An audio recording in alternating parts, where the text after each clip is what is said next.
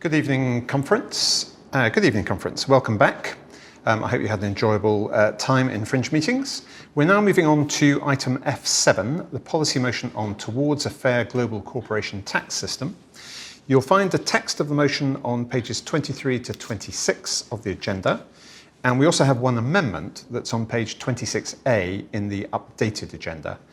As you will know, we publish an updated agenda every day, which is always worth looking at for additional material. Without further ado, I would like to ask Ollie Craven to stand by to move Amendment 1. And now call to move the motion Christine Jardine MP for Edinburgh West and the party's Treasury spokesperson. Christine.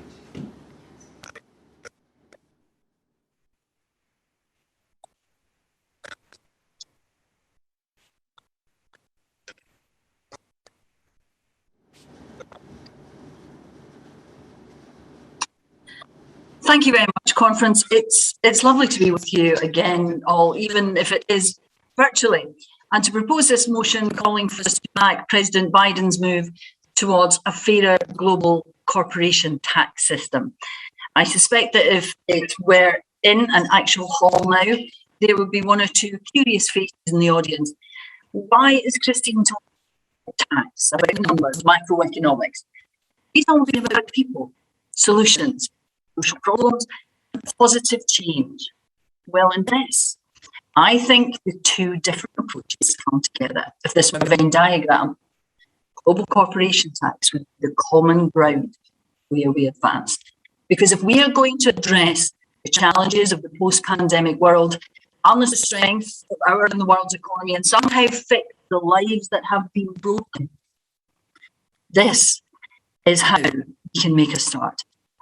Because as people up and down this country have struggled to keep their businesses afloat, hope that somehow furlough would get them through to the other side, and watch those years, decades often, of work and building profitable enterprises, creating jobs were threatened by being overwhelmed with the cost of lockdown and debt. Some of the world's biggest corporations, bigger and richer and more powerful, not about to demand that they be divested of that, just that they get a fair share. For too long, some of the world's most profitable companies have been the most adept at tax avoidance. Corporate profit shifting that meant while ordinary firms and small businesses stumped up their fair share, the giants were able to dodge.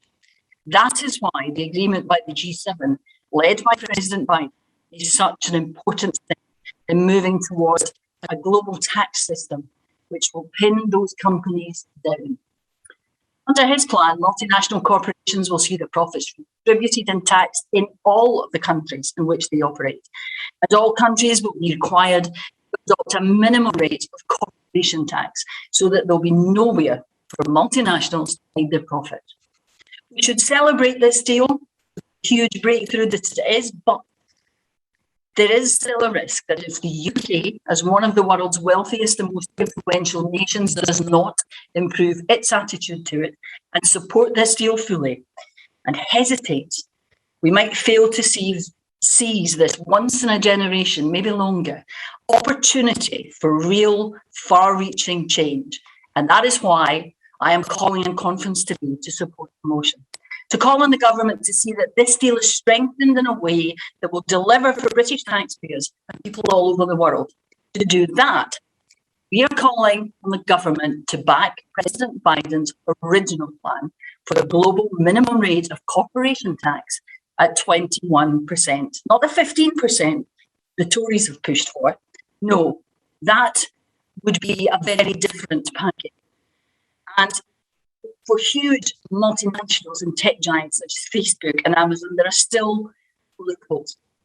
If we back the 21% rate as Joe Biden's plan suggested instead of 15% we're going for now, that would mean an extra £6.8 billion a year for our exchequer. Just think what that could do.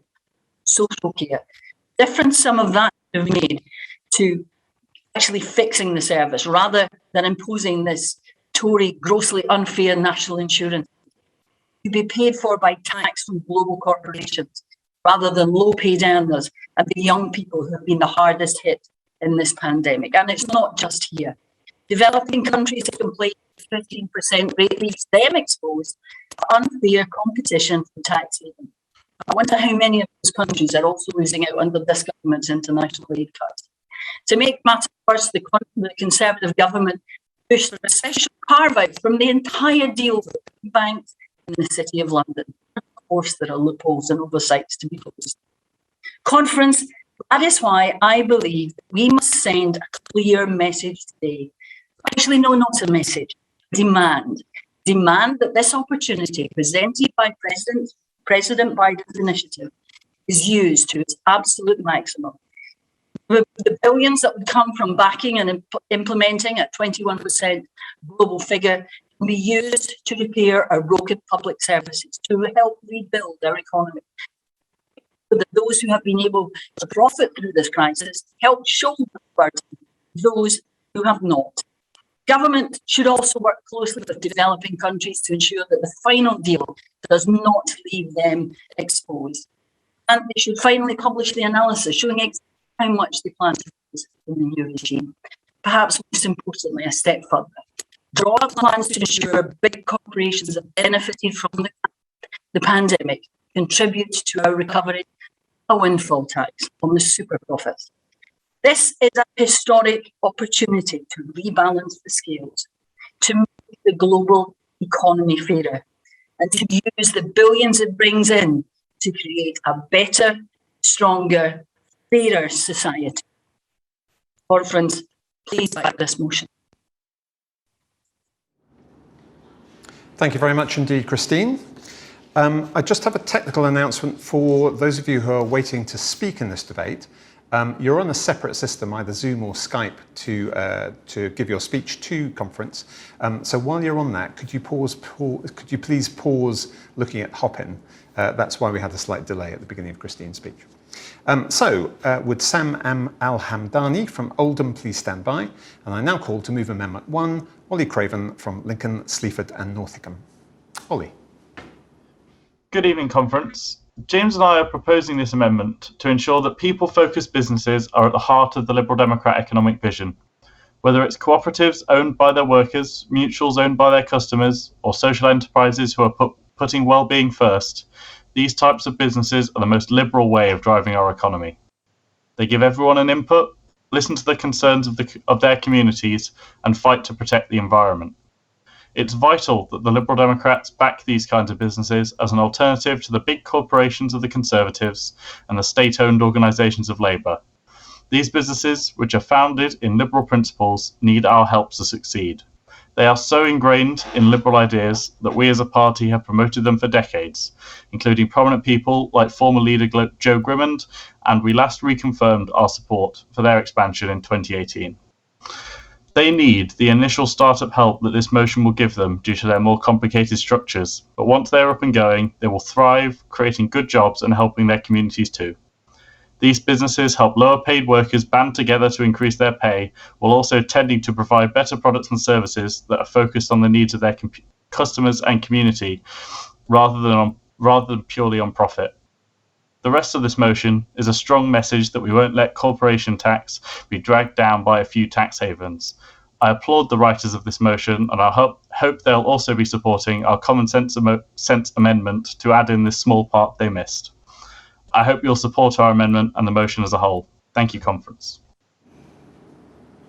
Thank you very much, Ollie. Would James Bailey from Breckland please stand by? And then now call Sam Al-Hamdani from Oldham, who is chair of Oldham Liberal Democrats. Sam. Thank you very much. Thank you, Conference. I think one of the most important things about this motion is the message that it sends out, not necessarily to the UK, although the UK would benefit tremendously from the increased income that it would get from corporation tax in this way, but it's the message that it sends out to the rest of the world. We are an international party. We believe in an international UK. And yet, this country is the living, beating heart of tax avoidance across the world, not just the City of London. If you look at the top 10 tax havens in the world, according to Tax Haven Watch, this year.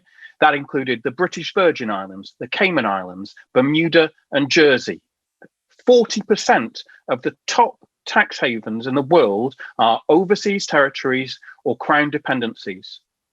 This country is not doing enough to change the way that tax avoidance happens across the world. And it's not just the UK that is suffering.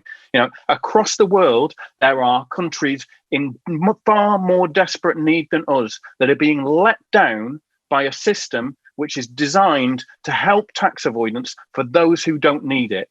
£1 billion a year in the UK is lost in terms of tax that is moved by profits are shifted to tax havens. Now, if we change the way that corporate tax works across the world, if we create that level playing field, that stops. And that doesn't just stop for us, that stops for all the other countries that are suffering. So, conference, I don't want you to just send out a message to people in the UK who will benefit tremendously from this. I want you to send out a message to the world that we realise that the UK has to change, has to be at the forefront of how corporate tax is changed across the world, because you will change the lives of people in desperate poverty. There are countries who cannot cope with the lack of money that is caused by this tax avoidance. So please pass this motion, not just for the message that it sends here, but across the world. Thank you. Thank you very much indeed, Sam. Now, I know I called James Bailey to stand by, but in fact, we've got one other speaker who we didn't have online, but has just been able to join us. So I'll ask James to carry on standing by and now call to speak against lines 65 to 72, Alan Lucraft from Holton Price and Howden. Alan.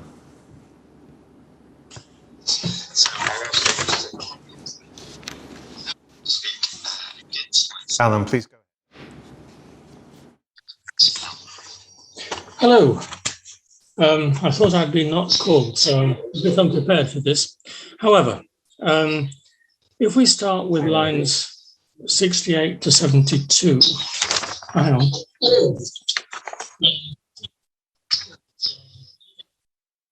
Oh. I'm now getting called.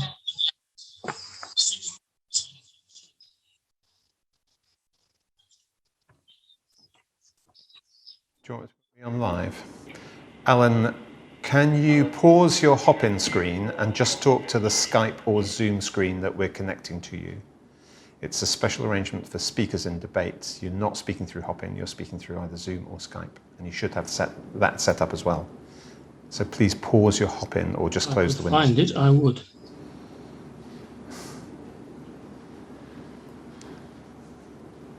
That's not that one.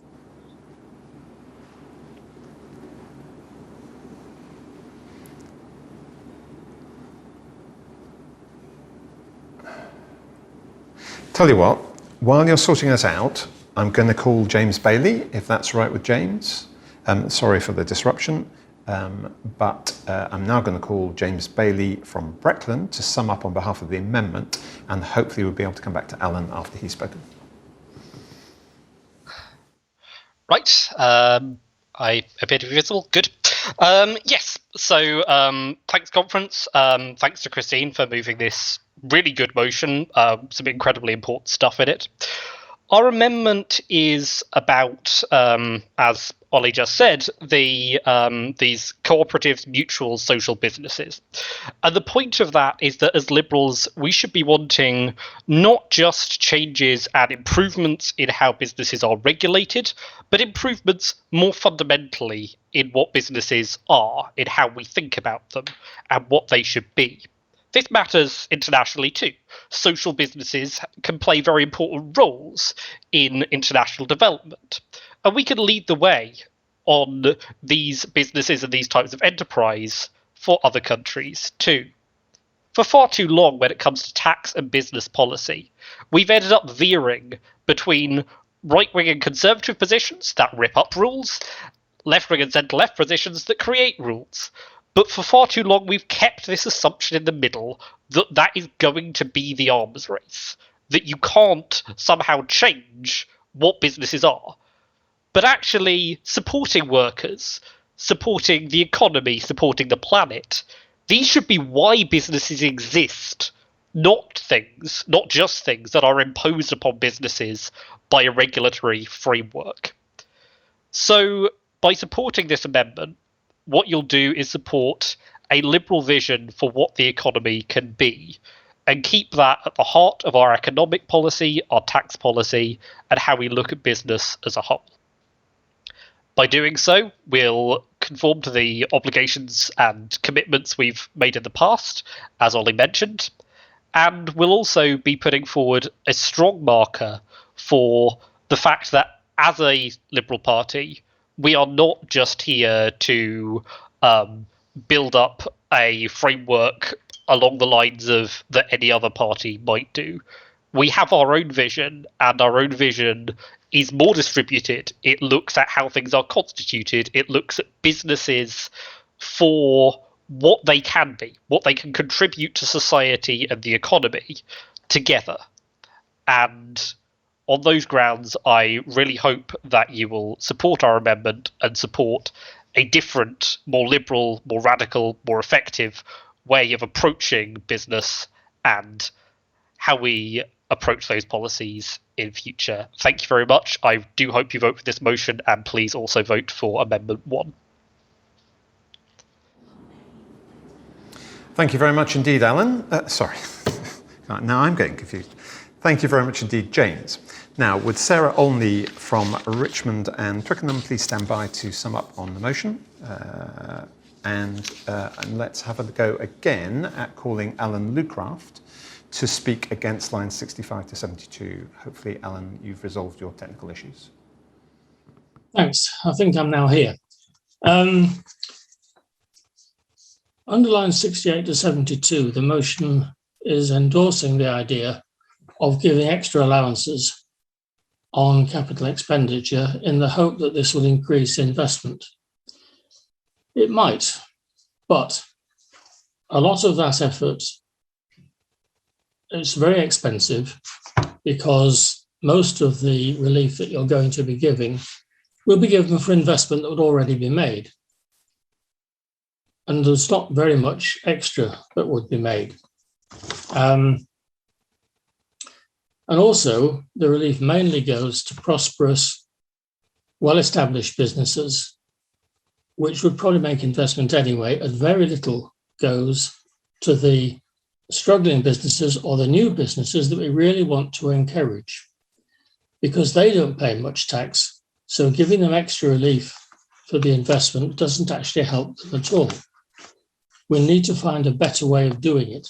I'm not quite sure what that is, but I don't think giving extra capital allowances is a good way to do it. Lines 65 to 67 are dealing with ensuring that businesses that trade in the UK pay tax in the UK. I'm fully in agreement with that. But the tax system we have already tries to do it. The problem is that the methods we now use don't work very well. There is a thing called the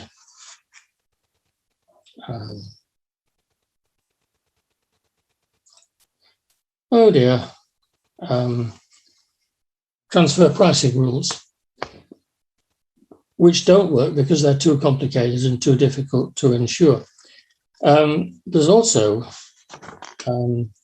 dealing with many companies that are set up by UK residents to transfer their profits abroad. Many of those companies are in fact UK resident anyway, under the normal rules of income tax, and should be taxed in the UK under the normal rules. That is because the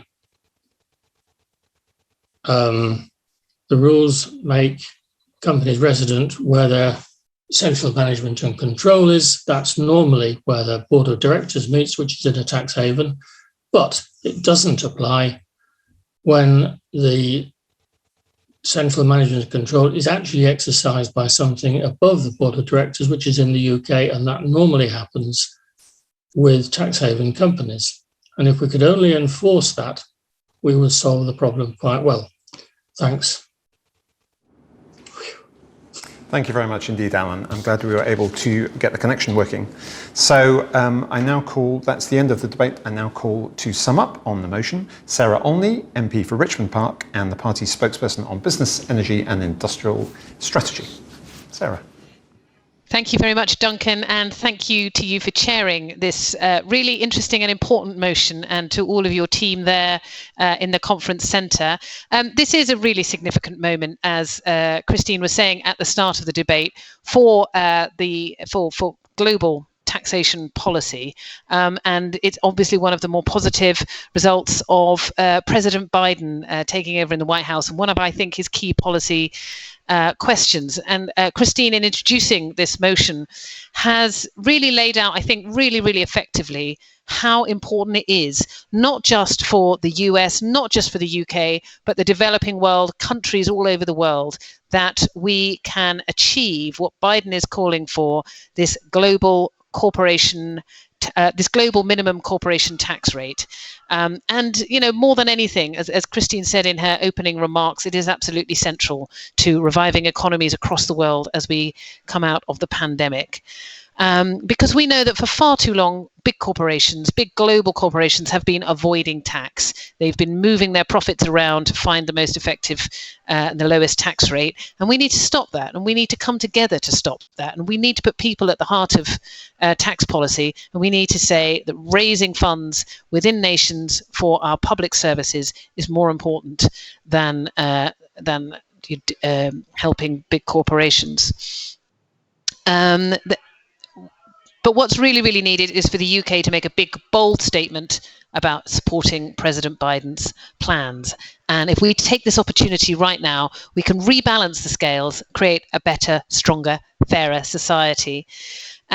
Ollie Craven from Lincoln, Sleaford and North Hickham has proposed an amendment, and he rightly points out that co-ops, mutuals, social enterprises, they're the most liberal forms of organisations, because those are the businesses that are putting people at the heart. And Liberal Democrats need to stand behind those kinds of businesses. Those are the sorts of businesses that we want to support, because they're the job creators, and they are enabling individuals.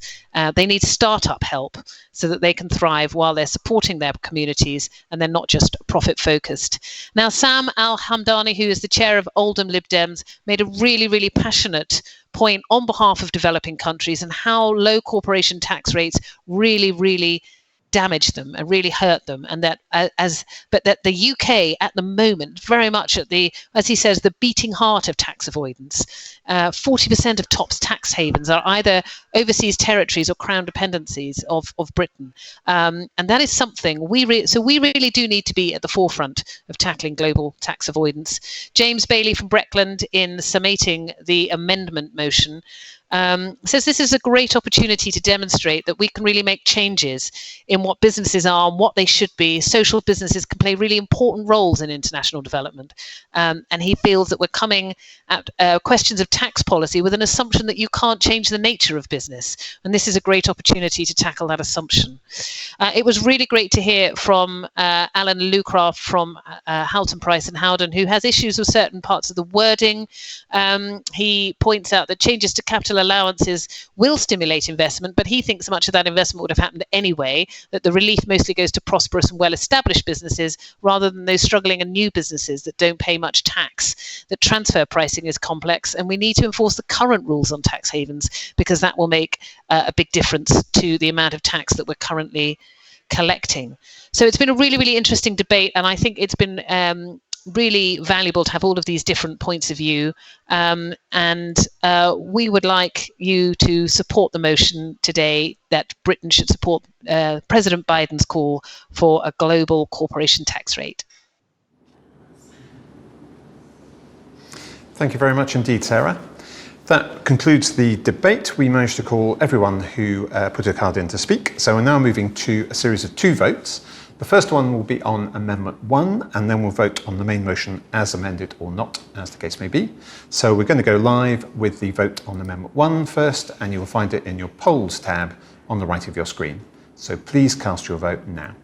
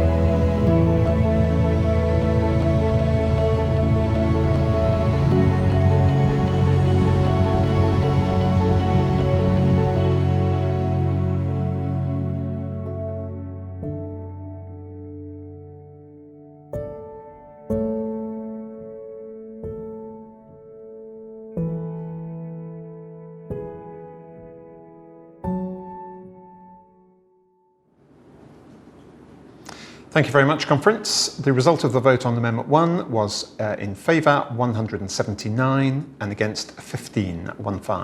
So Amendment 1 is very clearly carried. We are now going to vote on the main motion as amended by Amendment 1. So again, you'll find the vote in your polls tab. Please cast your vote now.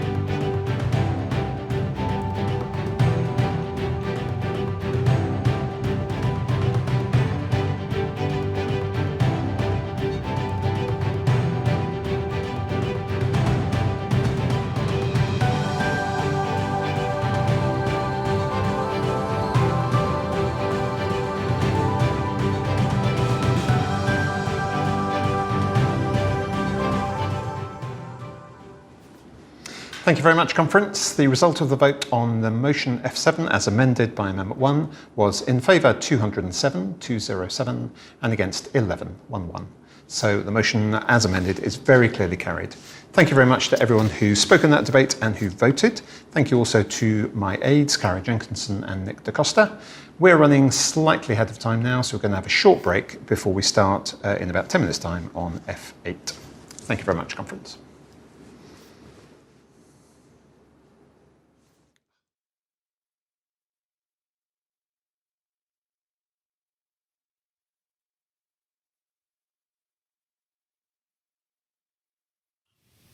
Hi, this is Cara Jenkinson, and I'm one of the Vice Chairs of the Liberal Democrat Federal Conference Committee. This autumn, we're really keen to encourage new voices at conference. If you've not spoken at a conference before, now might be the time to give it a go. There'll be debates across a wide range of topics, and we're keen to hear from people who may have direct experience of the issues being debated from their personal lives, or perhaps have professional expertise that they can add. The first step is to look at the conference agenda. Once you've decided on the debate that you would like to contribute to, make sure that you put in a speaker's card by 5 p.m. on the evening before the debate is due to happen. I call it a speaker's card, but actually it's now an electronic form which you can access via the conference website. You'll need to put in a bit of information about yourself, about what you'd like to say and what you'd add to the debate. You'll hear back the evening before the debate if you've been chosen to speak. The conference team will schedule a short technical check and will let you know how to join the debate. We've put together a few short tips on writing a great conference speech. Bex and Duncan are here to share them. Everyone prepares for a conference speech slightly differently. However, the aim of this is to provide some general tips that can help you however you prepare. Firstly, some people will write out their whole speech and read it off, whereas others will read from bullet points.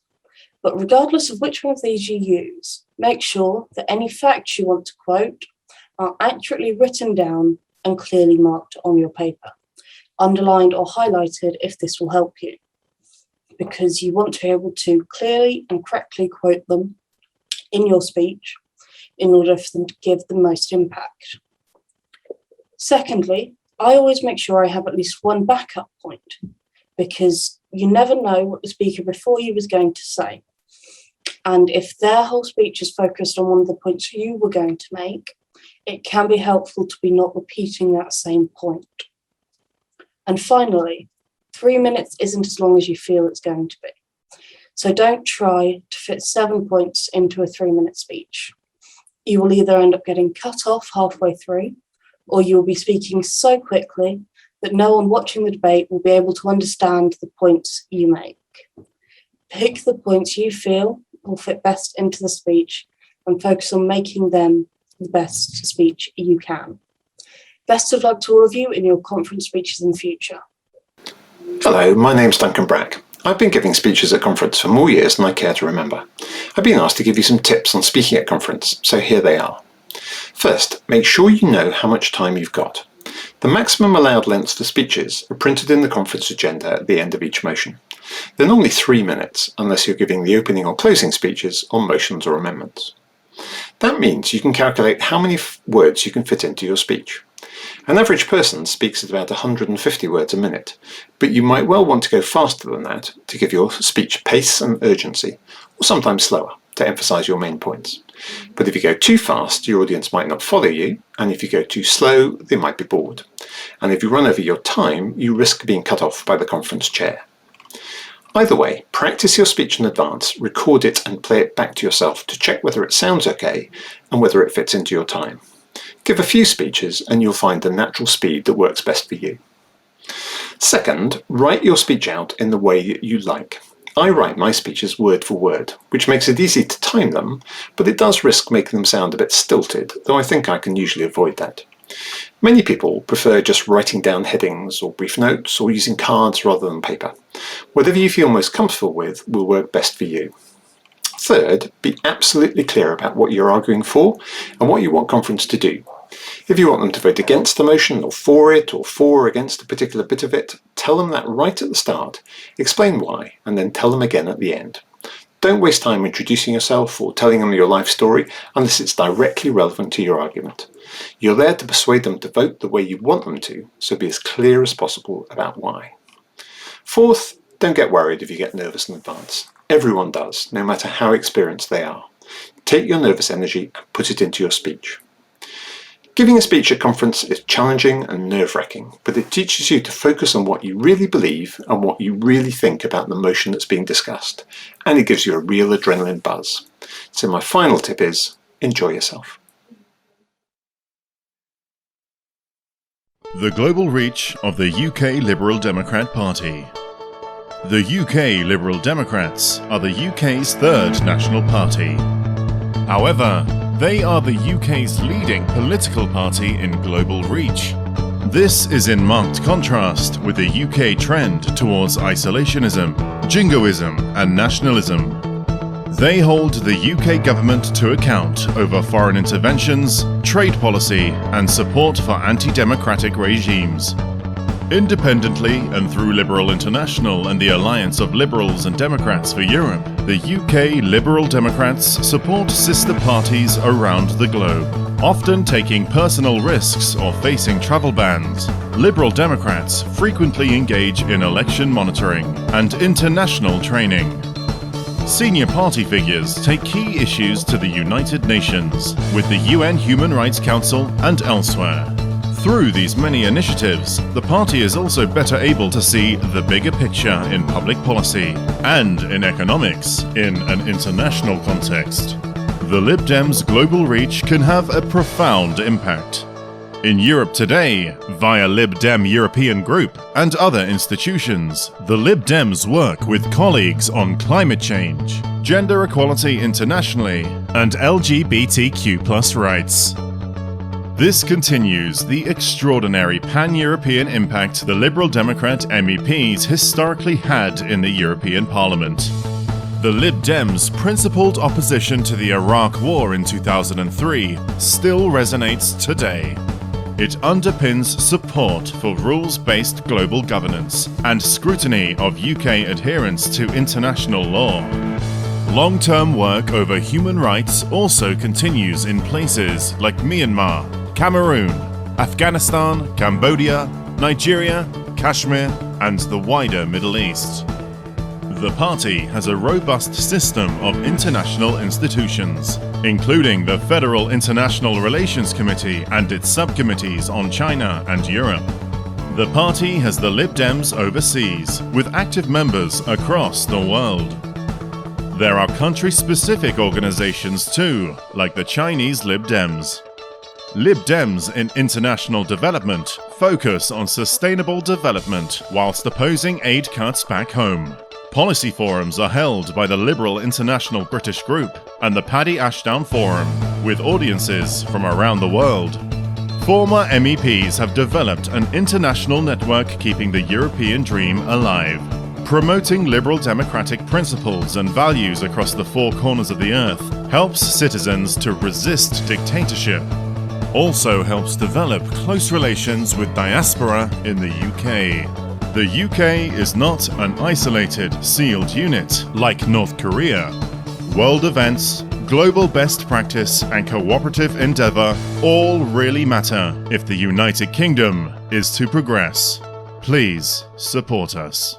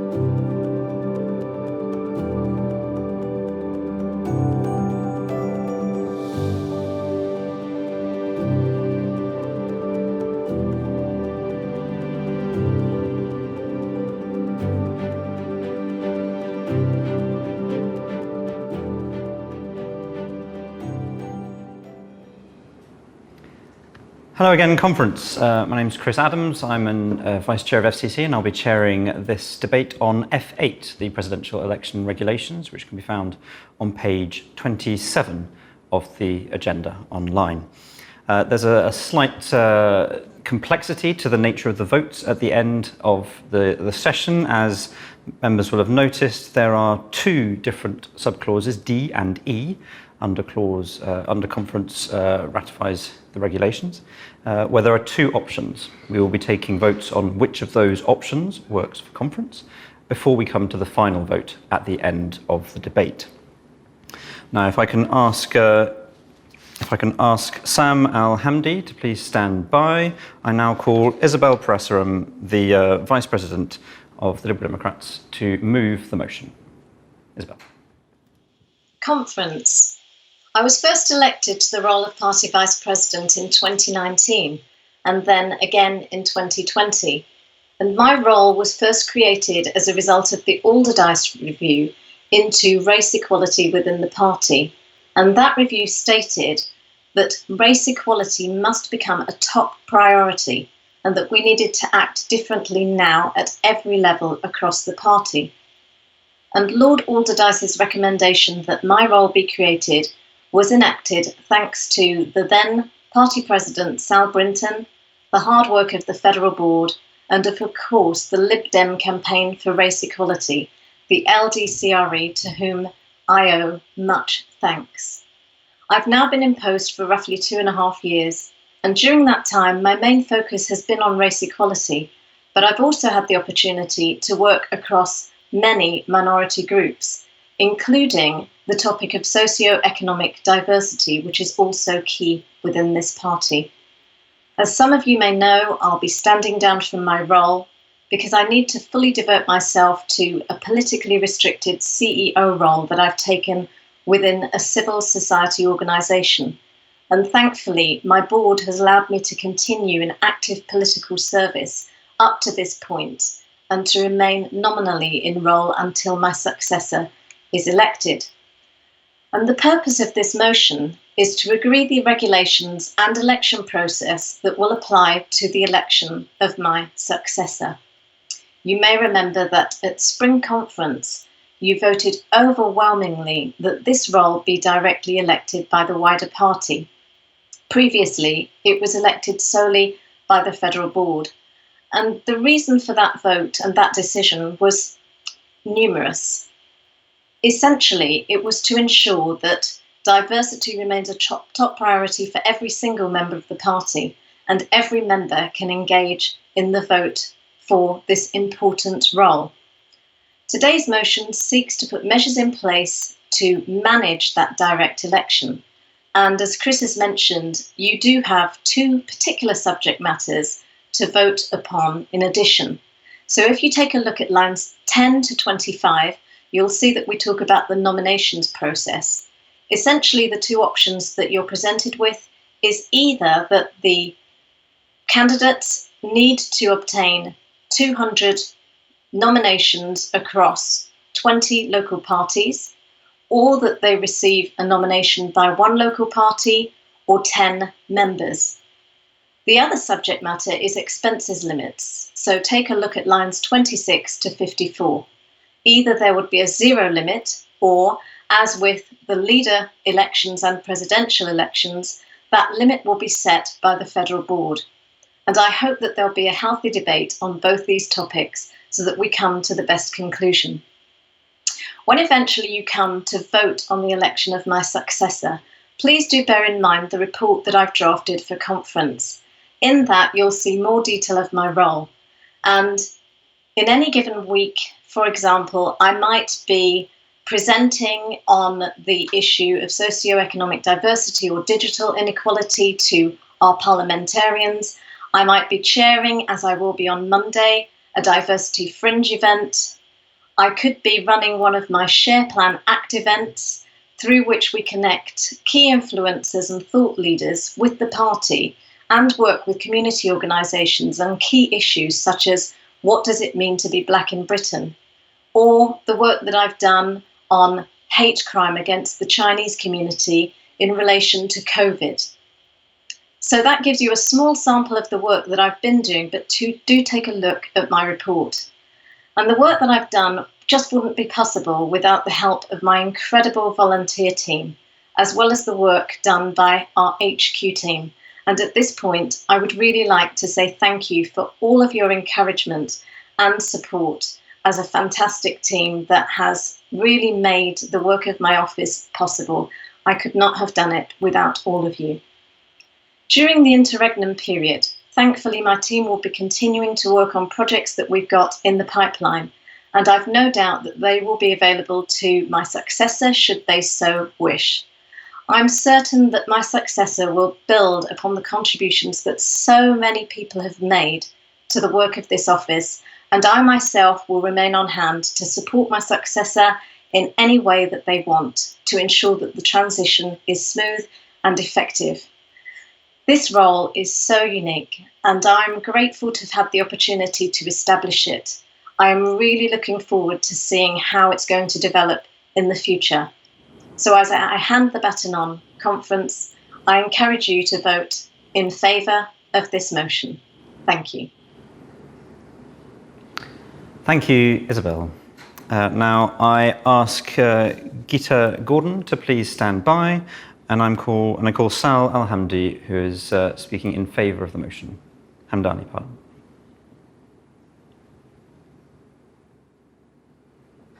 Sam, over to you.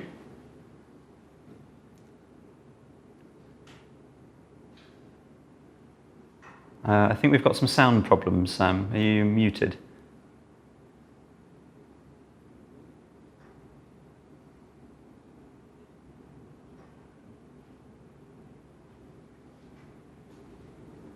Well, Sam, we'll come back to you.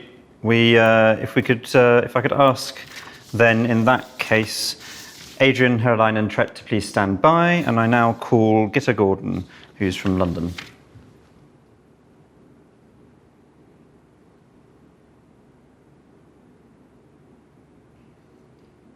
We got Gita as well, or no? All right, let's just go straight to Adrian then. Let's go straight to Adrian, and then we'll come back to either Gita or Sam when we're able to get them.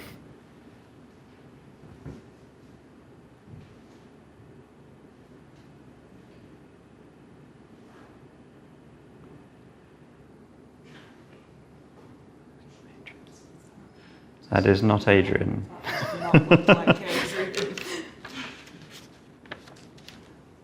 I'm very sorry about this conference. We're clearly having some technical difficulties this evening. We will bring you all the speakers who are down, who we have in a room. We'll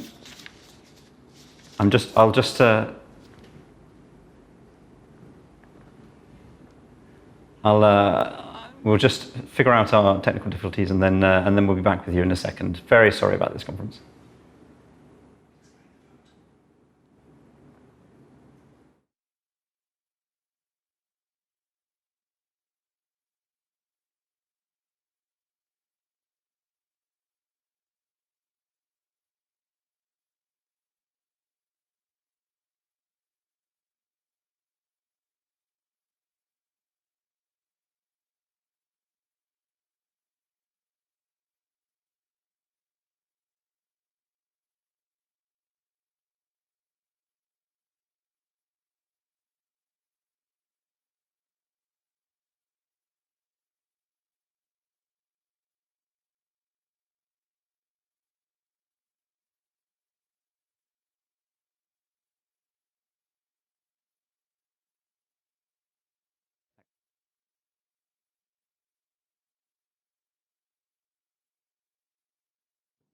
Thank you, conference. Very sorry. Thank you, conference. Very sorry about that. We are now ready to go to Gita Gordon. So over to you, Gita.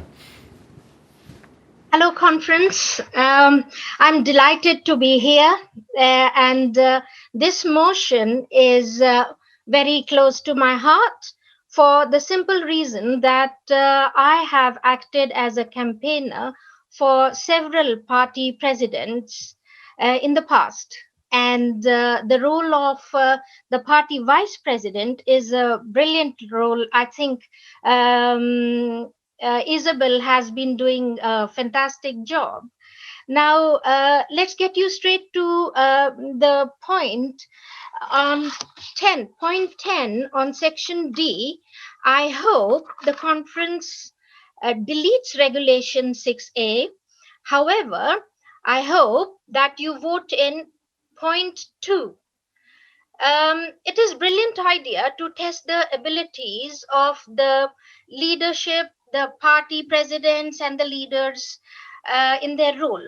However, I personally believe that the time is not right for the party to have the same rules for both the party president as well as the vice president, because I assume that the role of the vice president would be always for the members from the community of the ethnic minority groups.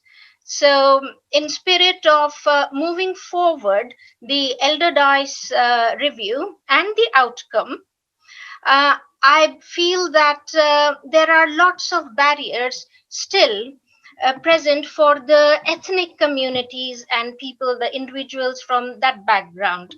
And the Lib Dems have been a trailblazer in encouraging the ethnic minority members to come forward. At the same time, I feel that the party elections, the election for a president, all said and done, it's an election. Then at that point, it becomes a very awkward situation for the members. They choose one over the other, and it so happens that very often at that point, the members from the ethnic communities might lose out. Because of there are so many barriers, I do not want to discuss that at the moment. So I feel that there should be a different criteria for the selection of the party president, and a different criteria, a little easier way for the candidate standing hoping to be the party vice president. So I hope that in that spirit, the line starting at 17, section 2 is voted on, and not the first section. Have I said everything? As a campaigner for the party presidentship and the vice presidents, I have seen the difficulties in gathering all those signatures. Right now, I feel that 200 members and 20 local parties is a bit of a difficult ask for the role of the vice president. In fact, it poses lots of barriers rather than helping and easing up the barriers. And I feel that the Liberal If you could draw your remarks to a close, please. Should not, thank you very much, should not stop talking about removing barriers. So I hope that the conference votes for the section 2 that starts at the line 17. Thank you, conference. It has been brilliant to be here and to be able to speak. Thank you very much, Gita. I now ask Councillor Tahir Maya to please stand by, and we can now go to Sam Al-Hamdani from Oldham, who wishes to speak in favour of the motion. Sam. Thank you very much, Chair. Good to be here at the second time of asking. Now, I wanted to speak in favour of the motion, which is an odd thing when it's a motion that's an either or repeated options. But what I wanted to do in particular was speak to something that I actually spoke on when the motion to directly elect the Vice President came forward. And that's talk to the importance of seeing people in these positions, seeing it visibly throughout the party. Now, when I was growing up, I was a Liberal Democrat, and I went out and delivered leaflets to get my pocket money. And I was really engaged, but I couldn't see anybody in the party like me. And for years, I couldn't see anyone in the party like me. And the whole point of this, the initial motion and this motion, is to make sure that people are more engaged in the process of electing this vice presidential role. Now, there's either or options here, and I am in favour of option 2 on D and option 2 on E. But what I want you to do, dear voter, is look me in the eye and think about that engagement. Are you voting for the option that gives somebody the chance to be visible, to take part in these elections and show the importance of diversity, that gives the most people the most chance of being clear about how important this role is to the party, to what it's going to bring to the party? Because Isabel has done a fantastic job of making this role visible and important and engaged. And as it goes forward, I want you to know that you've made a decision that makes the next person visible and important and engaged. And whichever of the options you choose, as long as you've done that, as long as you've made that positive choice to say how important this is to us as a party, then you've made the right choice. So have a look at that and go for it. Thank you very much. Thank you, Chair. Thank you, Conference. Thank you very much, Sam. I now ask Jenny Wilkinson to please stand by, and I call Councillor Tahir from Wokingham Borough, who's speaking in favour of the motion.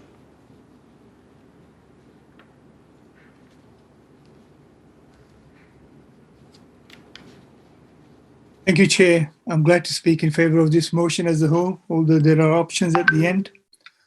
But before I do, I just want to thank Isabella, the current Vice President, for all that she's done. Being elected to this new role with next to no resources, she developed an active supporters group. She has promoted the role to the AOs, SAOs and the state parties really well. And against compelling and diverse demand on our parliamentarians, she has also sold the need for this role to them. So thank you, Isabella, and good luck in your new role. For me, this is a no-brainer. When the federal board elected for this role twice, it was always expected by them, and I was on it at the time, that this role in the long run would be elected by members, and that time is now. Why is this role important? Depending on what research you look at, there is possibly close to 200 parliamentary seats where the underrepresented communities, and by that I mean Muslims, Hindus, Buddhists, and areas where there is concentration of the Jewish community, are greater in number than the margin of victory. I can better inform you about the Muslim community and say that many of the young voters who are British in nature, but would support Pakistan when they're playing against England in cricket, that they alone could impact close to 140 parliamentary seats. They're open and looking for a new political vision. Maybe the start of that can be found in Motion 22. What we don't want is for them not to find it and fall back probably to Labour and lose another generation. This role is crucial to now work internally to sharpen up and facilitate change through the local parties, the regions and the state parties that have diversity officers, as well as working with LD, CRE, RDC and others, as the structure is already there, and also to implement the recommendations made by Lord Alderdice. For all these reasons, membership should have the right to scrutinise and vote for what they feel and think is the right person for this important role, and give them time to deliver that change. It should be the same as it is for the president, because it is, I feel, as that important. I therefore urge members to vote for these changes, and the changes I personally support and I'm in favour of is D2 and E1. So thank you very much for listening to me, and please consider that we are at a crossroads and an opportunity to do a lot with this role, and we should take that opportunity working within the party with other people. Thank you. Thank you very much, Tahir. I now ask Mark Pack to please stand by to summate on the motion, and I call Jenny Wilkinson to speak in favour of the motion. Jenny. Thank you, Chair. I'd also like to add my thanks to Isabel for everything she's done in this role and the impact that she has had. She's made a real difference to the party. So I want to particularly comment on the spending limits for election expenses, lines 26 to 54. And specifically with regards to having a zero spending limit for elections for the Vice President, as set out in lines 42 to 44.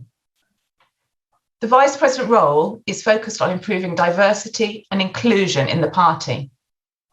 One of the significant barriers to participation in politics is financial.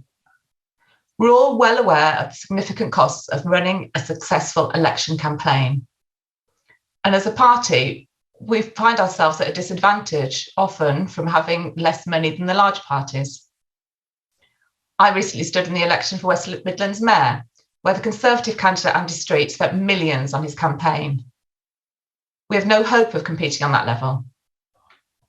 But the question of funding in politics more widely isn't within our gift to address at the moment. But what we can do is address that challenge within our own party. Now, I'm happy to acknowledge that an ability to fundraise is an important skill for people in certain roles within the party, parliamentary candidates, for example. But I don't think it's fundamental to the role of Vice President. And indeed, as one of the volunteers in the current Vice President's team, I can assure you that making an impact without funding is in fact the critical skill we need in this position.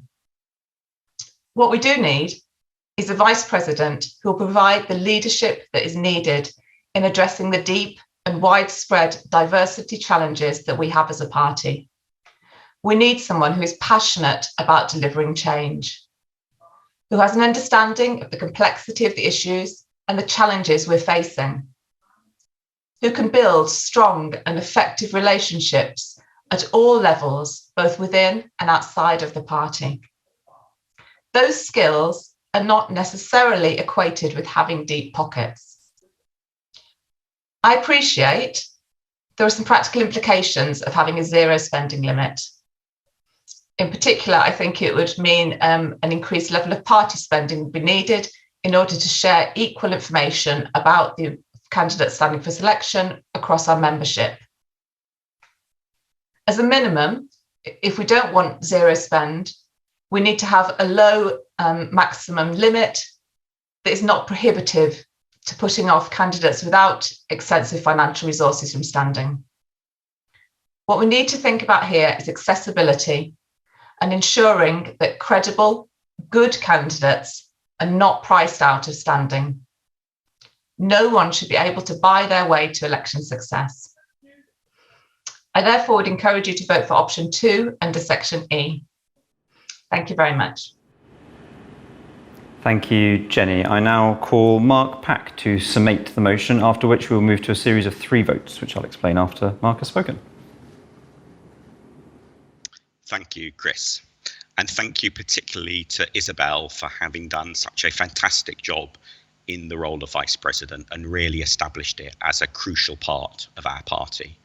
And that's so important because, as both the Alderdice and Thornhill reviews have told us, we really need to focus specifically on ethnic minority diversity, and that's what this role enables us to do. Thank you also to all the members who voted in spring to move this role to being one elected by the whole party membership, which I think is important both for showing the importance and status that we attach to this role, as well as being an important way of strengthening our internal democracy. Now, because Isabel is standing down, there's a particular need to get new election regulations in place, which is why the board wanted to give you, members at conference, a choice over exactly what the rules should be. Because otherwise, if we simply presented one set of rules for ratification, people might quite reasonably feel that they were being railroaded. So hence the pairs of options that we have. And they really touch on what is a classic dilemma in elections, which is accessibility versus level of campaigning. On nominations, you could either argue that we should make things as accessible as possible and have a very low nomination threshold, or that perhaps having a higher nomination threshold helps show us which candidates really are rated by people who know them. Similarly, on expense limits, a very low expense limit is certainly more accessible, reduces the risk of money influencing politics in the sorts of ways that we don't like.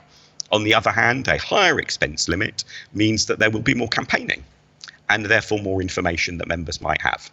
And there are, of course, different and very plausible arguments one can make on both sides of both of those points, which is why the board has presented options to you to allow you to choose between those. But whatever combination of options you choose on those 2 points, I really do hope you will then vote for the election regulations overall, so that we can get on and elect a successor to Isabel, who will have very big shoes to fill to follow Isabel, but will be a really important addition to our team in the party and will really allow us to continue the work that the Alderdice and Thornhill reviews have rightly said of focusing specifically on improving our ethnic minority diversity. So the board doesn't have a view, it's neutral on the merits of the different options, but I very much encourage you then to vote for the overall motion as it will then stand. Thank you. Thank you very much, Mark. So we now move to a series of 3 votes. The first vote will be on the options in D of the motion, that is to delete Regulation 6A and insert either 1 or 2. Now, to explain those options again, on 1, on the nomination limit, you're looking at nominating similar roles to similar amounts to the presidential election regulations, that is to say 200 people in 20 local parties. Or option 2, you're looking at 10 members nominating, or 1 local, regional, state party, or an SAO. We will open the vote now.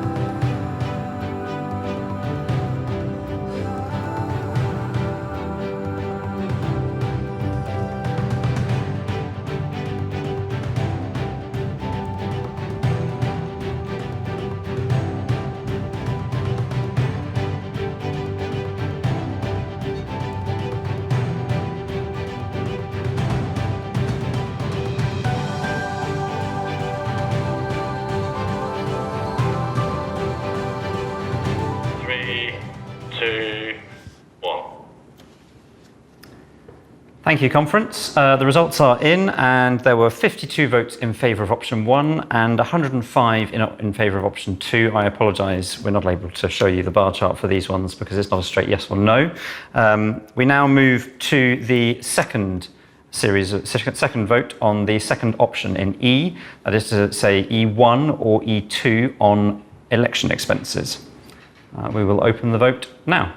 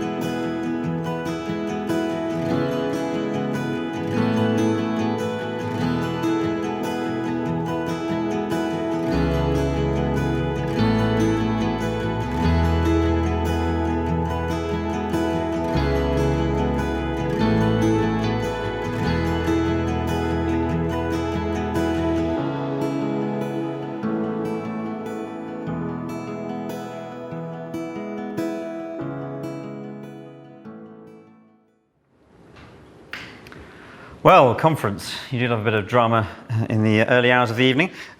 We have an almost dead heat in response to this one. We had 70 votes in favour of option E1 and 72 in favour of option E2. So E2 goes through to the final motion. So we are now going to take a vote on the final motion as amended with D2 and E2 as the options. We'll open the vote now.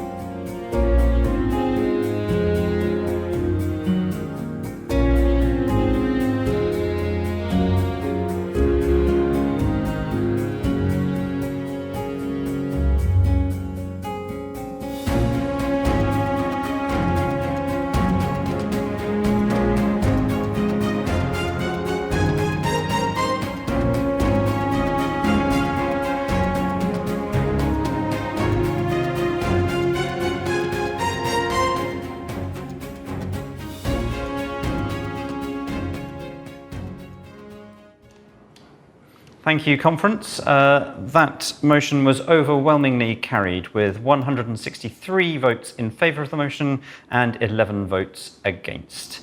Thank you very much for bearing with us. I'm sorry we ran over very slightly due to technical difficulties. I'd like to thank my aide here next to me, Jenny, and Nick DaCosta, who's also, you can't see, who's been the voting aide. And we move on now to the next motion, F9. Thank you very much.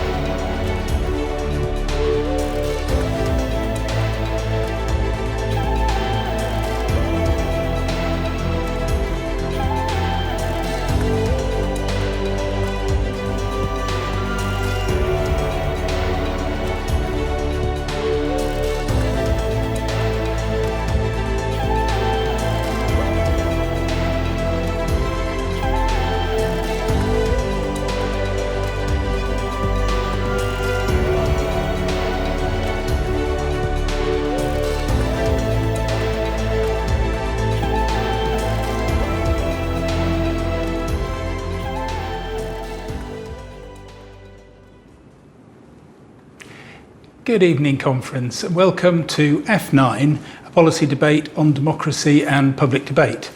The motion starts on page 30 of the agenda, and the details of the two separate votes are on page 33A of the updated agenda.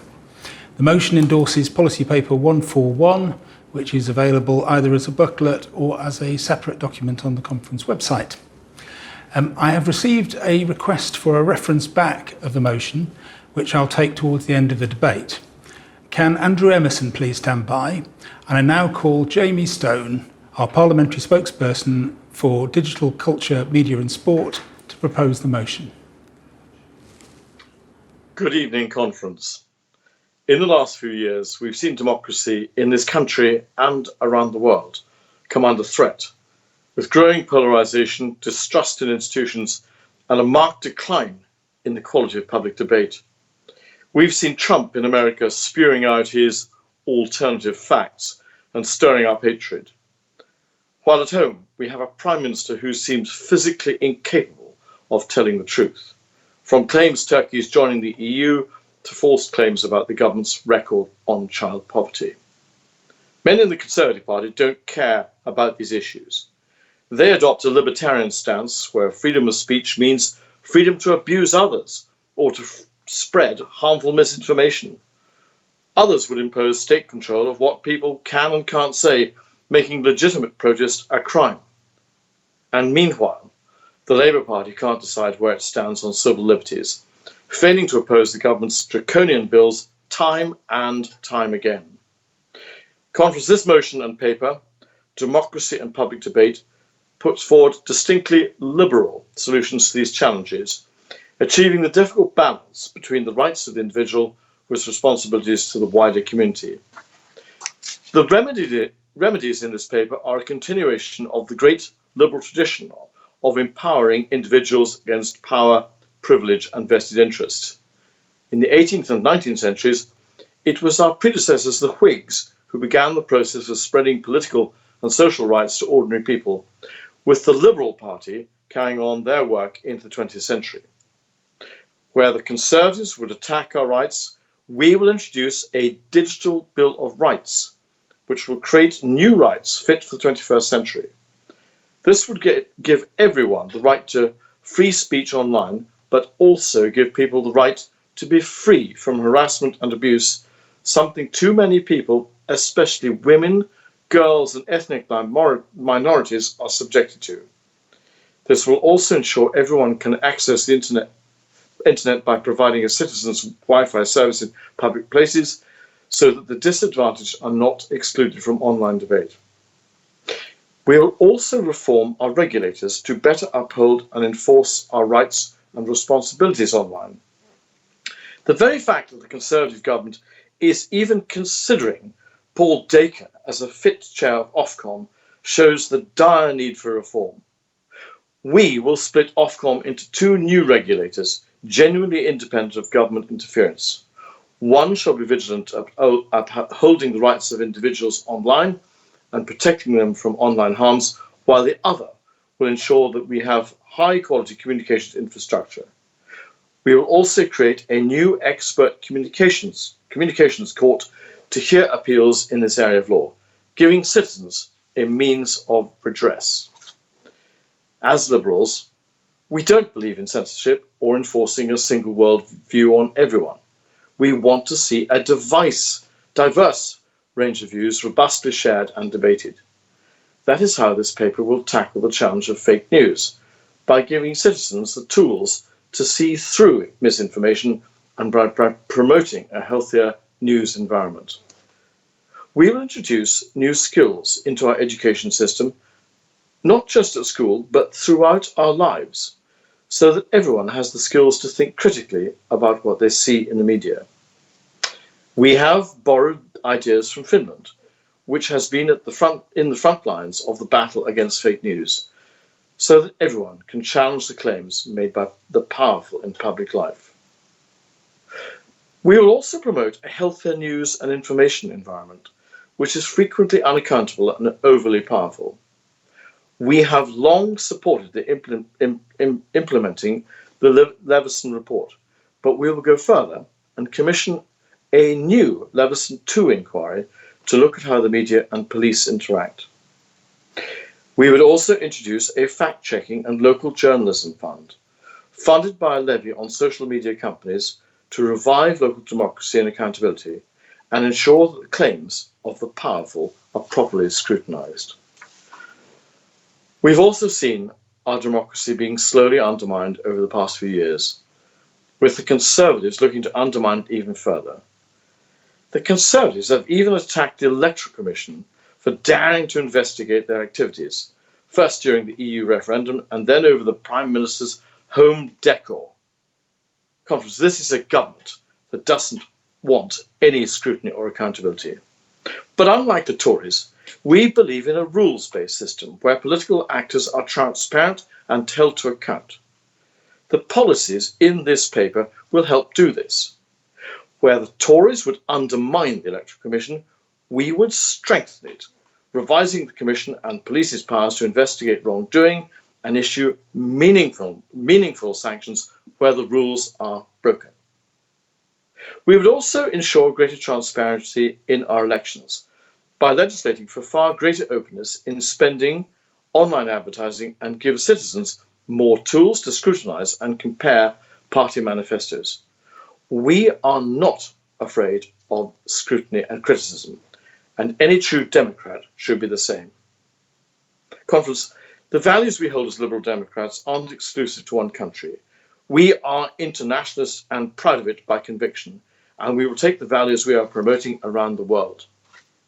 As part of our wider agenda to rebuild our relationship with Europe, we will aim to agree a common position with the EU on antitrust issues around the social media giants and their use of data, so we can again be an active player in setting continent-wide regulations.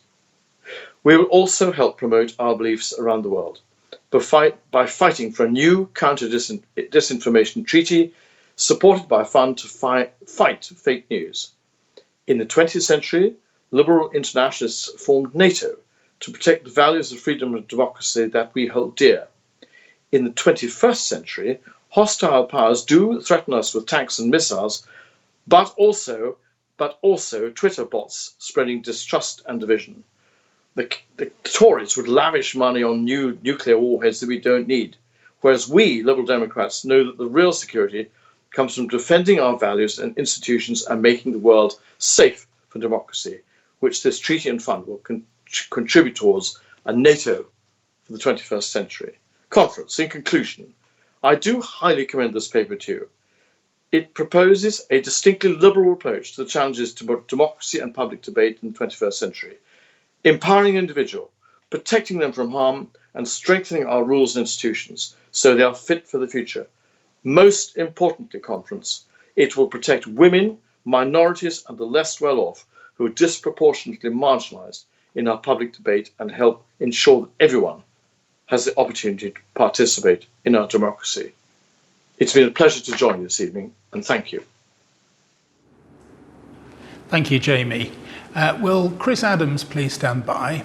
And I now call Andrew Emerson from Shetland, who will be speaking against lines 71 to 73 and 74 to 75. Thank you, Conference. On the whole, this motion is good, and now there is a reference back opportunity. I would actually encourage that, but if that's not achieved, then I would encourage you to vote against it.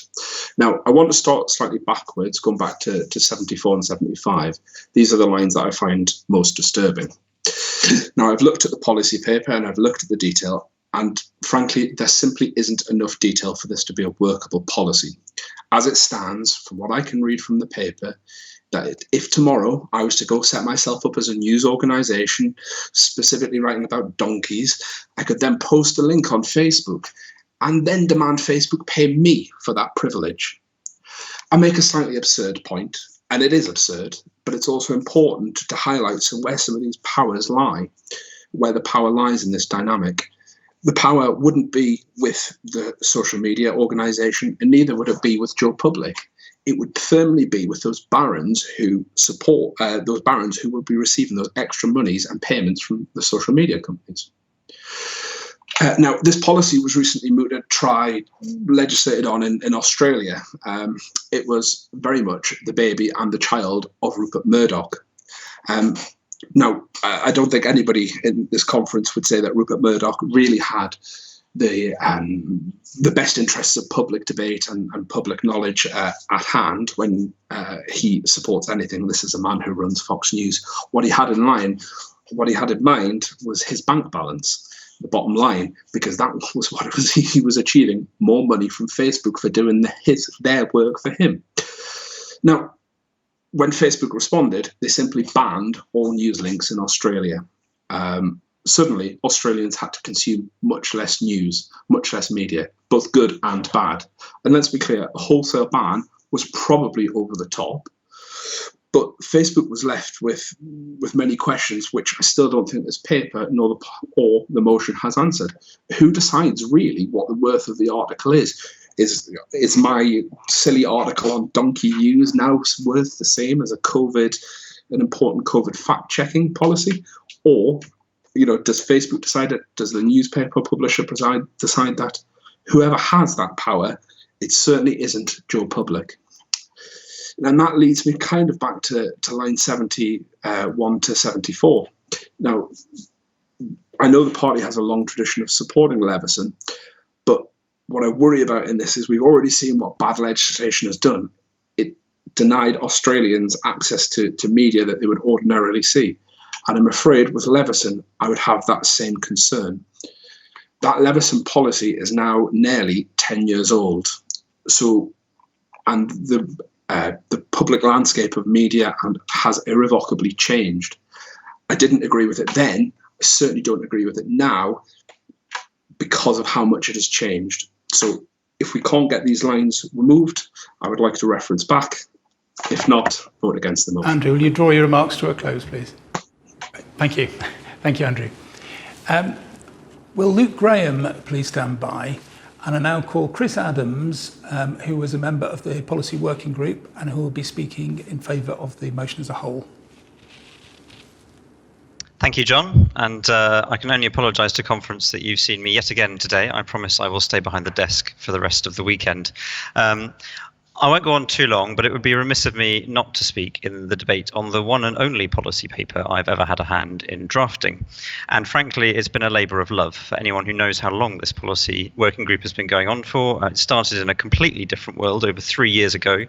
And frankly, the pace of technological and social change within those 3 years has been enormous. Since we started, we have seen others come forward with solutions for how to regulate the digital sphere. Solutions which do not fit with our liberal values. Whether it's Facebook's attempts at self-regulation, we can argue whether they're positive or not, or whether they're really Facebook's area to really work into, or Twitter's Trump ban, for example. Or flawed Tory attempts as part of the much lauded online safety bill. None of these present a truly liberal solution to the problems of a polarised and often abusive digital world. As we've seen in recent days, Instagram has come under fire for being in and of itself a platform which does real harm to young teenagers. They know this from both external academic research and internal research, and yet they have been unwilling to change because, frankly, their business model doesn't allow it. We have also seen the real dangers of algorithms, which, left unregulated, can take social medias down incredibly unhealthy rabbit holes. We need a liberal response to this conference, and we cannot afford to wait any longer. The draft online safety bill has already been published. It's going through pre-legislative scrutiny and may well start making its passage through the House of Commons before spring conference next year. Our parliamentarians need robust, well-researched party policy to back up their arguments as they go to battle with the government in the Commons. Now, I know there has been a request for a reference back. Andrew just referenced it. Honestly, conference, I will admit to the fact that I am not an expert on AI and algorithms. However, as part of the policy working group, Leonie Mweck, Ben Page, Dean, they are. All have spent untold hours over the past 3 years making sure we had a solid evidence base for our proposals. A reference back at this stage will not improve matters. I'm not denying that with the pace of technological change, our proposals may well become outdated in a shorter time than in other areas of policy. But conference, if that happens, we can come back and we can update our policy as a result of those changes. Whatever happens, we must not let the perfect become the enemy of the good. This motion and the accompanying policy paper provide a truly liberal solution to some of the greatest and most intractable problems of our age. And Conference, I urge you to support the motion unamended and not vote for the reference back. Thank you. Thank you, Chris. Will Ben Jones please stand by? And I now call Luke Graham from Highlands, who is speaking against the motion and specifically against lines 28 to 29 and 48 to 57. Conference. As a proud Highlander, it is not easy for me to come on this stage and suggest that you vote against the motion, any part of a motion or the motion as a whole, against the great Jamie Stone, who I spent many a day knocking doors to try my hardest to get elected. But unfortunately, when reading through this motion, I realised that it fell short in several key areas, and the key areas I would like to focus on here is on the Digital Bill of Rights and on the new regulatory authority that Jamie referenced in his speech. In lines 28 and 29, we have a digital right to participate in debate online on an individual's terms. This is a right that is contradicted later on in lines 34 and 35 by the right to free expression and participation online without being subjected to harassment and abuse. These rights are contradictory. Taking up space in either in online or in the real world is of no right, infringes on others' rights all of the time. The policy paper does not particularly do a good job of defining what social media is or if a debate online happens. Does it just reference Instagram, Facebook, and Twitter? If so, why does it not say so? Does it base itself on the size of these social media companies or on their particular activities? Is a private Discord server a place where these digital rights apply, or is that not social media? So what we are, in essence, saying, and I must say, I am not a fan of Doctor Who. I don't think that Doctor Who fans should have to put up with my opinions on what I do or do not like about Doctor Who. I think that giving social media companies, as the regulatory portion of this motion does, a legal footing on the sort of sanctions and punishments that they can hand down on their users is incredibly dangerous. While President Trump was president of the US, he was given free rein across all of our social media sites. As soon as he wasn't, he was thrown off. There are now several bills going through state legislators in the US to make banning people from Twitter illegal. What this motion does is put us on a similar footing with them by setting up a regulation and a legal framework for what social media companies allow and do not allow, the users who they allow and do not allow on their websites. Social media companies do not want to throw anybody off because it's how they make money. Their user base is how they make money. Getting them to enforce their own terms of service and their own powers is very, very difficult. But putting a legal framework around it where people have a right of appeal, which is specifically referenced in the second set of lines that I asked to speak again. Will you draw your remarks to a close? Yes, would make that even difficult and would allow social media companies an opt-out. You will hear lots of different reasons as to why this particular motion is poor. Those were the ones I wanted to focus on. I would vote for the reference back because there's good things in it. If that fails, I would vote against the motion as a whole. Thank you. Thank you, Luke. Thank you, Luke. Will M. Dean please stand by?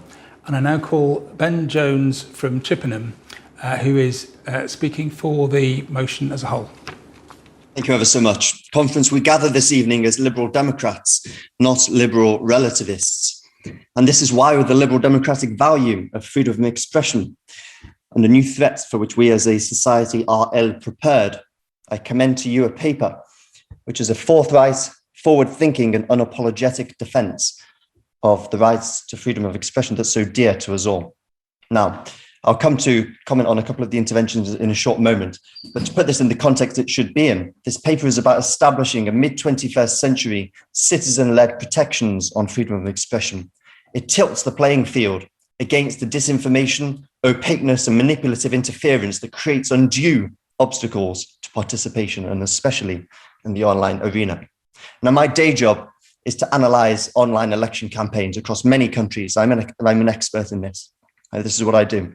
I've advised many leading international organizations on electoral counter-disinformation, and I've seen across the world why the online public arena matters and how, without the right combination of innovation and ambition, it can be creepingly undermined.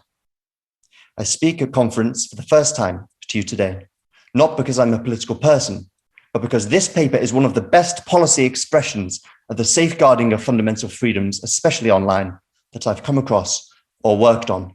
Now, on the reference back, no paper can claim to be perfect, but this paper is a magnificent start, especially for the online environment.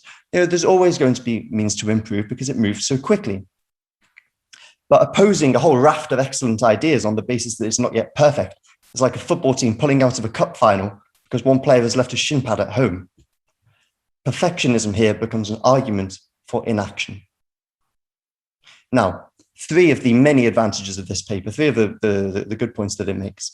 Number one, accountability.gov, establishing an easily searchable database of online ads. Now, I have spent years looking at the Facebook ad library, and it's many problems. There's all sorts of issues. There is a gap in the market. This is required. Some sort of portal where anyone can see how much is being spent to target them by whom. This is an essential first step, which will come to be seen as incredibly important in the years to come. Secondly, renewing UK commitment to election observation missions. I've served on many of these missions and seen firsthand the gratitude of human rights defenders and how thankful people are when there is a source of trust, a source of evidence-backed information in environments where sometimes there is little. And thirdly, establishing a global counter-disinformation fund. There's a total lack of global expertise within many civil society organizations and political parties on how to combat online harms. And the UK can take a leading role in this if we back this motion. Our international obligations, General Comment 25 to the ICCPR, obliges to act on manipulative interference, and act we shall. To conclude, if you want to feel proud to add your voice to what will come to be recognized as an incredibly forward-thinking set of ideas, then I invite you to support the paper tonight. And by the way, if I may just add to the previous speaker, we do define social media platform on page 48. Thank you ever so much. Thank you, Ben. Will William Barter please stand by? And I now call M. Dean from Harrow Borough, who was a member of the Policy Working Group, to speak for the motion as a whole.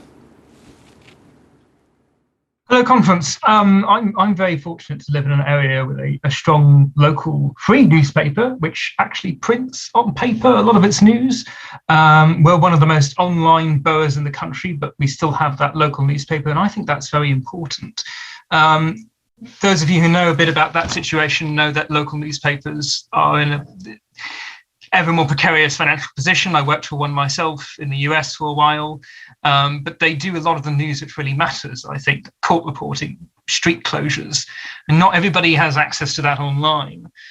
So I think there's some really good stuff in this motion on that. Print journalism really needs to be at its best. Government has failed it. The markets are failing it. And I'm afraid we've reached a point where local print media cannot be very efficient, but that doesn't mean it's bad. It's still very, very important. Things like pushing Leveson and actually getting Leveson to fill its remit, perhaps even having a Leveson 2, as the motion suggests, would be really important for that, would be really useful to that. I think Leveson came and went. We all kind of watched it. I watched it at least almost every minute of it on BBC Parliament, and then realised to my sorrow a year later, everybody seemed to have forgotten about it. And a lot of those very good ideas of Leveson were never enacted, like having a common regulator, like having pressure on local media, on all media, traditional media, to report facts and report things of community interest, not just the latest sensationalist gossip. And that's in this motion. It's very, very good that we've done that, I think. So we need to enact Leveson. We need to encourage Creative Commons, shareable media. We need to direct financial support for local journalism where it's needed. especially those that deliver news of interest to their community. And this motion does a lot towards that. There's been some talk of a reference back. I believe the reference back is based mostly on the online stuff, which, despite other commentators, I don't actually know that much about. I mean, do we have time to do that before spring conference? To be honest, probably we do, but I take to heart what other people have said, that, you know, we are getting an online harms bill, which is going to perhaps lead us in a certain direction, which I think Liberals are going to be generally unhappy with, and we may need some policy sooner than that. So I'd be interested to hear the reference back and to hear what on basis that's been made. But overall, I support this motion. Overall, this is a very good motion, and I encourage you to vote for it. Thank you. Thank you, Em. Will James Bailey please stand by? And I now call William Barter from Bromley Borough to speak against the motion as a whole. Thanks a lot. Hello, conference. It's a delight to speak to you all. And I'd like to thank the working group for putting together this paper and motion on clearly a very important topic. There's a lot that's good in there. We know that the state of our democracy is fragile, that the state of public debate is precarious. And we know that these go hand in hand. 21st century technology and media have changed the nature of public debate in a way that does directly impact our democracy. And we, as Lib Dems, get this. We've called for a digital Bill of Rights for years. We were right then and we are right now. There is much that's good in this motion and paper, but there are these elements that I'm not sure about. This starts by the motion and paper not adequately defining social media. Ben mentioned before there's a definition in the glossary on page, I think he said 48, but this is a really broad definition. We may all think we know what social media is. It includes Facebook, it includes Twitter, but does it include Slack, small internet message boards, comment sections on news websites, other online spaces, maybe even an online conference that features a chat system, maybe even the members forum on Lib Dem Voice. If we're going for a regulatory approach, I think we need to know precisely which spaces we're calling to regulate. Given the scale of some of these proposed regulations, it's crucial that we're told who this will apply to. And consider the paper with its call that we all give all users the right to browse content unfiltered by an algorithm. I worry that this call mistakes the very nature of what social media is and how modern media works. All social media is built on complex algorithms. Sure, some do dangerous things, pushing debate in certain directions, but others are key to a productive environment. To reject algorithms in general is a broad brush approach that misunderstands that they are needed to keep internet spaces free. To retrieve your posts from servers and from Facebook and not someone else's, to implement privacy settings, to implement block buttons, you need that algorithm to filter content. Pretty literally, all information retrieval from a database is on some level an algorithmic filter. By talking of doing away with algorithms altogether, we undermine the credibility of our policy in this paper. And that's a paper that contains so much that is good. Now, these are the reasons that I was putting forward to reject this, but actually I think the reference back probably makes sense, and I'm glad that it's being done. I really hope that these issues and flaws can be worked out. If we pass the motion, then in follow-up policy, or as I say, via this reference back, so the working group and FPC can fix these issues. Thanks a lot, and I won't bother you that much longer. Thanks, conference. Thank you, Will. So we'll now address the request for a reference back. I've received a request for a reference back under Standing Order 11.3. It's from James Bailey of Breckland. The request is to refer the motion back to Federal Policy Committee. I will read his statement of reasons. I will then ask you whether or not you wish to have a mini debate on whether we should refer the motion back. If you vote against, we'll proceed to the summation. But if you do vote to hold a mini debate, I'll call one speaker on each side of the argument. So James Bailey and Christine Cheng should stand by to speak for and against the reference back, respectively. So here is the statement of reasons. This paper has essential problems of substance and definition that render it insufficiently coherent to be a workable policy. Its proposals on digital rights fundamentally misunderstand how key technologies work, fail to define the scope of the proposals under discussion, and posit mutually exclusive ideals without resolving them into policy. These errors render significant parts of the digital rights proposals unworkable. Referring back will give the working group time to create a more robust paper. So we'll now move to a vote in the polls tab of hop-in on whether to have a mini debate on whether to refer this motion back. Nick, please open the poll.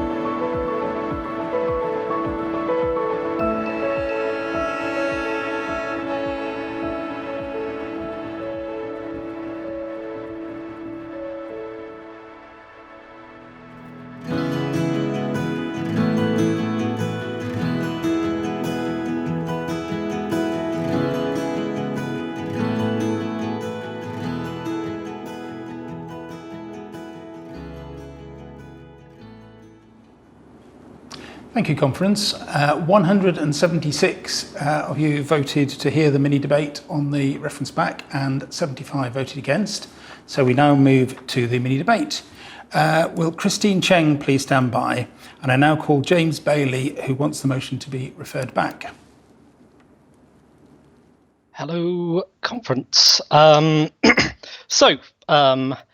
you have probably heard from Will and Luke and others, there are concerns about this paper. You've also heard lots of very reasonable speeches telling you all the great things about this paper. But we don't just have to decide between accepting it or rejecting it. As we love telling people as Lib Dems, there is a third option. We can vote to refer this back for 6 months more work and bring a paper we can really be proud of to spring conference. Let's go over why you should do that. Firstly, there are simple technical issues with how the paper is put. Its failure to express properly what an algorithm is damages the credibility of the paper altogether. You can't get anything from a database to a user without using algorithms. This is a sort of basic credibility issue with how this would be seen in the relevant sectors. There are also significant problems of scope. The definition of social media used only affects companies, and it's very broad. There are also problems of ideals that in some cases clash and need to be properly resolved to get that balance that Jamie rightly talked about as needing in his opening speech. As someone who has run a web forum for over 10 years and lectures in digital humanities, I will happily spend whatever time it takes to sit with the working group over the next 6 months and fix this. But we need to do so. We need to be the credible, evidence-based party that we know we can be and lead on this, because bet you what, the Conservatives aren't going to, Labour aren't going to. We have to give our parliamentarians the proper tools and detailed, effective proposals that work with valid, workable definitions give us the precise proposals that understand how the technology works and work with a functional definitions that we can use for the future. Thank you. Please vote for the reference back, and let's get this right. Thank you, James. I now call Christine Cheng from Kingston, who is a member of the working group, to oppose the reference back. Hello, conference. Thank you so much for giving me the opportunity to speak to this motion, which we've worked very, very hard on for the past 3 years. The first thing that I wanted to do is just to clarify for all of you what the definition actually is and to read it out to you so that you can see that it is quite clear. The government's online harms paper, it's now the Online Safety Bill, defines a social media company as companies that provide services or tools that allow, enable, or facilitate users to share or discover user-generated content or interact with each other online. We accept that this is a fairly broad definition, but this is how the government is currently defining the ways in which this particular term is being used, and we think it's helpful to be consistent with that since that's part of the debate that we're trying to engage in. And then with regards to the algorithm discussion, I would argue, go back to the comment that was made earlier by others, by Chris, that we have an algorithms expert actually participating in the working group. And I can point you to the specific sections of the paper that address those issues around algorithms, but effectively they deal with the fact that they are a black box, and we are not actually suggesting that we should be regulating the secret sauce of the social media companies, but effectively to look at the outputs of those algorithms and then to say, yes, this is acceptable and this is not, and then to work with the regulator like that. So let me reject what was stated earlier. This is not a rejection of algorithms and the use of algorithms from within our paper. I think that's really a misunderstanding and a mischaracterization of how we're treating the issue of algorithms within the paper. So that's the first thing that the first thing that I want to say. But I wanted to go back and just reiterate what Chris said, which was, do not let the perfect be the enemy of the good. This paper here has many important points. There is an important conversation going on, not just within the UK, but around the world. And we can be part of that conversation, but we cannot be part of that conversation if we don't actually have a policy in place. So I urge you, conference, strongly to vote against this reference back. Without a policy, we don't really have anything to say. Thank you very much. Thank you, Christine. So we'll now have a vote on whether to refer this motion back to Federal Policy Committee. So Nick, please open the vote, and it will be 2 minutes to vote.